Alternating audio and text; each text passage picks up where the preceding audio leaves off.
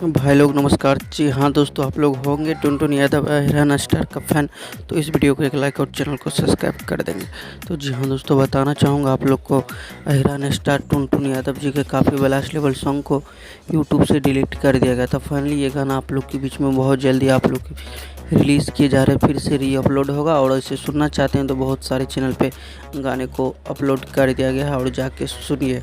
दोस्तों बता दूँ, गौतम सिंह और समर सिंह के ऊपर काफ़ी गाना विवादित सॉन्ग आ रहे हैं, तो फाइनली टुनटुन यादव के जवाब में भी एक नया गाना आया। तो फाइनली आप लोग के लिए एक से एक बड़ा धमाका गाना फिर से लेकर आ रहे हैं हिरान स्टार टुनटुन यादव जी। तो तैयार रहिए दोस्तों, आप लोग को काफ़ी एक से एक एंटरटेनमेंट वाला हिरान स्टार टुनटुन यादव जी गाने लेके आ रहे हैं। वैसे तो अभी तक विवाद थमने का नाम नहीं ले रहा है, काफ़ी चल रहा है समर और गौतम और टुनटुन यादव के बीच में।